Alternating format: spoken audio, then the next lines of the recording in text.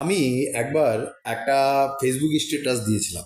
স্ট্যাটাসটা ছিল এরকম যে রবীন্দ্রনাথ, ডক্টর ইউনূস, অমর্ত্য সেন এদেরকে আমি সাধারণ প্রতিভা মনে করি। তো চারিদিকে এটা নিয়ে খুব গুঞ্জন শুরু হলো, ফিসফিস শুরু হলো, একে অপরকে গোপনে গোপনে বলে যে দি আবদুল্লাহ মাসুম নিজেকে ডক্টর ইউনূসের চেয়েও অনেক বড় ব্যক্তিত্ব মনে করে। এটা তাদের একটু ব্যঙ্গের সুরেই বলে।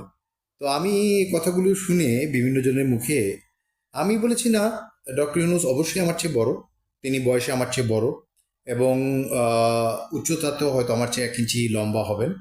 কিন্তু আমার প্রশ্নটা ভিন্ন জায়গায়।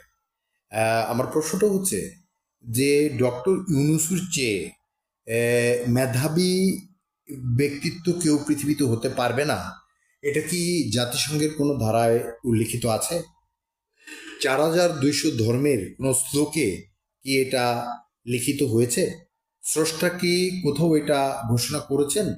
অথবা সংবিধানে কি এটা লেখা আছে যে ডক্টর ইউনূসের চেয়ে বেশি মেধাবী কোনো ব্যক্তিত্ব এই পৃথিবীতে আসতে পারবে না?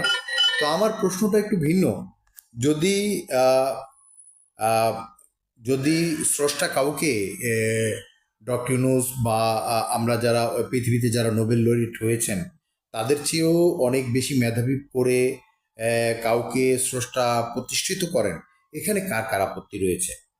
আচ্ছা, বা এই মহাপুরুষ বা কীর্তিমান মহাপুরুষ শব্দটাকে একটু অ্যানালাইসিস করতে চাই আমি। আমি ডক্টর ইউনূস একটি আইডিয়ার জন্য নোবেল পুরস্কার পেয়েছেন, আপনারা সকলেই জানেন। তো আমি পৃথিবীকে পরিবর্তনের জন্য 13টি নতুন আইডিয়ার স্রষ্টা ও জনক। অলরেডি 4টি বাস্তবায়ন হয়েছে। আপনারা জানেন যে ভাড়ার টাকায় ফ্ল্যাটের মালিক, 6 ফুটের বাইক লেন, আন্তরিক মানবিক বিজনেস মডেল, বিপদের বন্ধু। তারপরে আপনার এরকম অনেকগুলো আইডিয়ার স্রষ্টা আমি। জাতিসংঘের আয় কীভাবে 2020 টাকা বাড়বে বিনা বিনিয়োগে। তারপরে 1 টাকায় প্রতিদিন কীভাবে 2 জন কোটিপতি সৃষ্টি হবে। এগুলো সব লজিক্যাল, ম্যাথমেটিক্যাল এবং রেশনাল সমস্ত ব্যাকগ্রাউন্ড আছে এই আইডিয়াগুলোর স্রষ্টা আমি। তো আমার কথা হচ্ছে যে ডক্টর ইউনূস যদি এতই সেরকম সেই মেধাটাই যদি ওনার থাকবে, তিনি তো রাষ্ট্র ক্ষমতায় ছিলেন, উনি ওনার হৃদয় তো কম বড় নয়। হ্যাঁ, তো সেক্ষেত্রে উনি কেন 1 টাকায় প্রতিদিন 2 জন কোটিপতি সৃষ্টি করলেন না? অথবা জাতিসংঘের আয় 2000 কোটি টাকা বাড়াবার মতো আইডিয়া কি নেলসন ম্যান্ডেলা তৈরি করতে পেরেছে? বঙ্গবন্ধুর প্রশ্নই ওঠে না। আর যদি কেউ পারতো নিশ্চয়ই করতো। আমি তো বলেছি যে আমার আইডিয়া যদি ব্যর্থ হয় তাহলে 1 কোটি টাকা পেনাল্টি দিব আমি। হ্যাঁ, জাতিসংঘ যদি আমার আইডিয়াকে গ্রহণ করে এবং এটাকে এক্সিকিউট করে এবং যদি সেটা তাদের আয় এই পরিমাণ না বাড়ে, আমি জরিমানা দিতে প্রস্তুত আছি। আমি এই মর্মে তাদেরকে অলরেডি চিঠিও প্রেরণ করেছি। এটা শুধু আমি যে আপনাদের সাথে গল্প করছি ব্যাপারটা এরকম নয়। আচ্ছা, যাই হোক। তো আমরা একটু আমি আজকে একটু অ্যানালাইসিস করবো যে আসলে কীর্তিমান মহাপুরুষ হওয়ার জন্য কি লাগে, বা মহাপুরুষ আসলে কাদেরকে বলে, বা মহাপুরুষ হওয়ার জন্য কি প্রয়োজন হয়। অনেকেই বলে যে আপনি কয়টা ডক্টরেট করেছেন। তো আমি খুব মজা করে এই অ্যান্সারটা দিই একটু অদ্ভুতভাবে। আমি বলি যে আপনি যে বিশ্ববিদ্যালয়ে লেখাপড়া করেছেন, পড়াশোনা করেছেন, আপনার ইউনিভার্সিটির ভিসি আমার ছাত্র হবার যোগ্য কি না সেটাও তো দেখতে হবে। আর আপনি যে শিক্ষার প্রশ্ন তুলেন, তাহলে আমি বলবো যে মহাপুরুষ হওয়ার জন্য শিক্ষার প্রয়োজন নেই। হ্যাঁ, দরকার হচ্ছে আহ, অন্তর্দৃষ্টি। হ্যাঁ, দরকার হচ্ছে অন্তরের ঐশ্বরিক আলো। বাইরের যে শিক্ষা, সেই শিক্ষার চেয়ে অন্তরের যে ঐশ্বরিক আলো, সেই আলোটা অনেক বেশি অমূল্য। হ্যাঁ, তো যেমন আমি একটু প্রমাণ করতে পারি। আপনারা জানেন যে সক্রেটিস, নবীজি, লালন শাহ, তারপর ধরুন আধ্যাত্মিক যে সাধক শ্রী রামকৃষ্ণ পরমহংস, তিনি ছিলেন স্বামী বিবেকানন্দের গুরু। অথবা ধরুন না যে সম্রাট আকবর দি গ্রেটের কথা, তার কিন্তু স্মৃতিশক্তি এবং জ্ঞান পিপাসা ছিল অসাধারণ। হ্যাঁ, কিন্তু তিনি কিন্তু নিরক্ষর ছিলেন। তো সেক্ষেত্রে আসলে অক্ষর জ্ঞান এক জিনিস, ডক্টরেট সার্টিফিকেট এক জিনিস, আর কর্মদ্বারা মহাপুরুষ হওয়া। আমি অনেকের সাথে কথা বলেছি, তাদের মতামত নিয়েছি যে আসলে তারা মহাপুরুষ বলতে কি বোঝে এবং তাদের জ্ঞানের ভিতরে মহাপুরুষ শব্দটা কিভাবে কাজ করে। তো আমি আমাদের দেশে তো আসলে 80% মানুষই তাদের ভিতরে শিক্ষার অভাব রয়েছে, তাদের ভিতরে ধর্মান্ধতা রয়েছে এবং মূর্খতা কাজ করে। তো আমি দেখেছি তাদের ভিতরে মহাপুরুষ বলতে তারা বোঝে হচ্ছে ডক্টর জাকির নায়েক। মিজানুর রহমান আজহারি।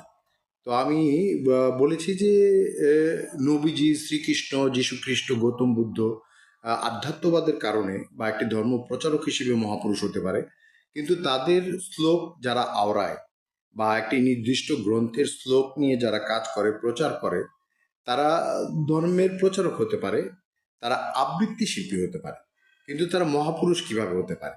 হ্যাঁ, তো তোমাদের চিন্তাটা কি সঠিক? আবৃত্তি শিল্পীকে যদি মহাপুরুষ মনে করা হয়, আমি মনে করি যে এই ধারণাটি একটি ভুল ধারণা।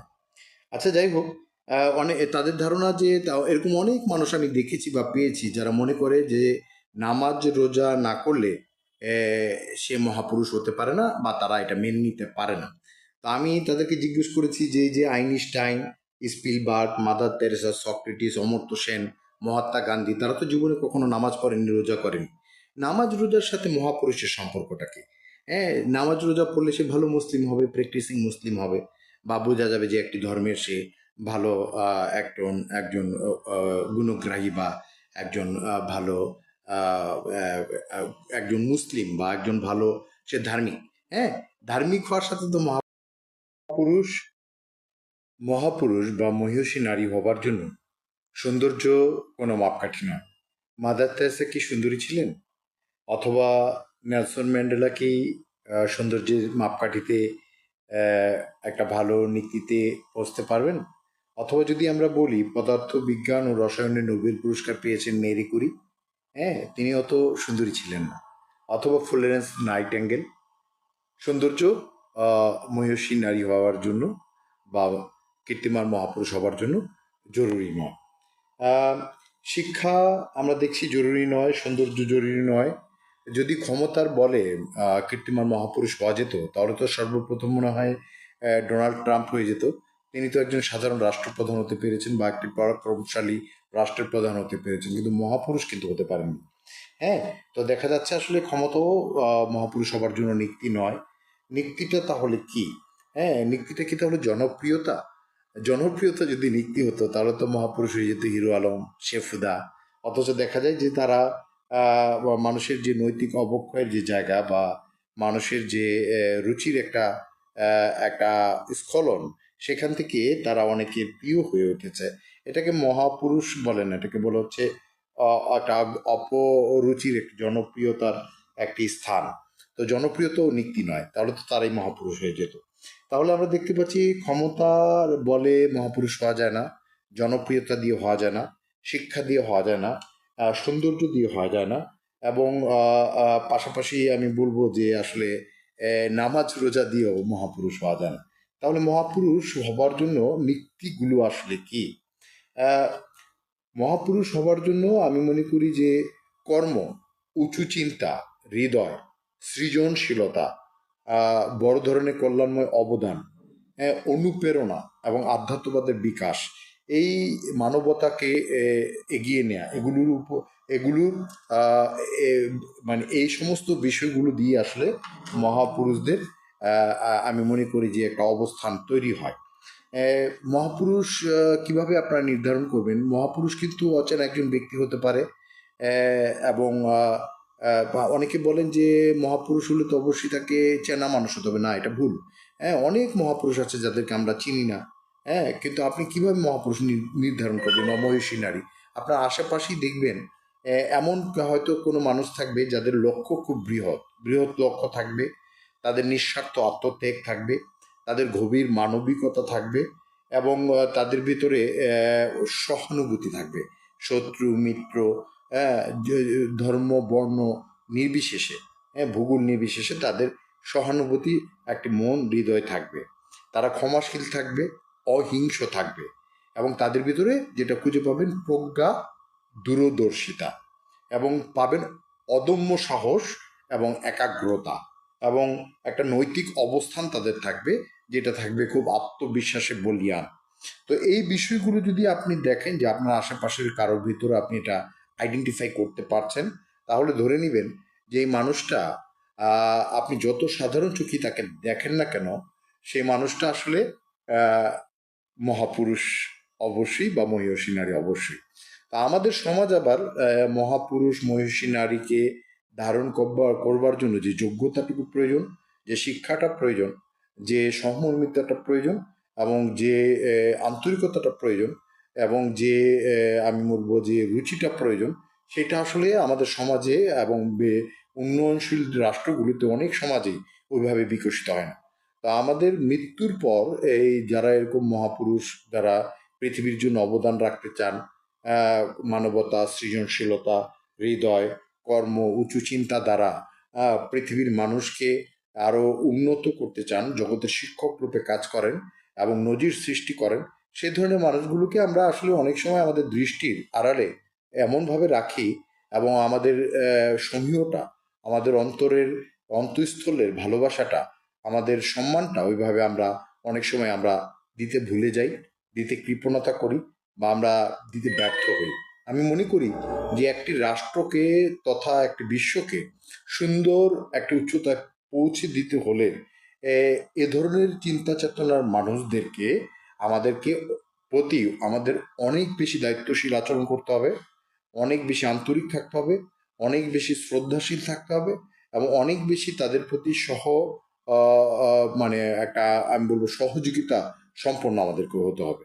হ্যাঁ, তো আমরা যদি এই প্র্যাকটিসটা, আমাদের এই মানসিক কথাটা একটু পরিবর্তন করি, আমি মনে করি যে আমাদের রাষ্ট্রে অনেক ভালো হৃদয়ের অনেক মানুষ আছেন, যাদের ভেতরে এরকম মহাপুরুষ এবং মহিষী নারী হওয়ার যথেষ্ট অনন্ত সম্ভাবনা রয়েছে।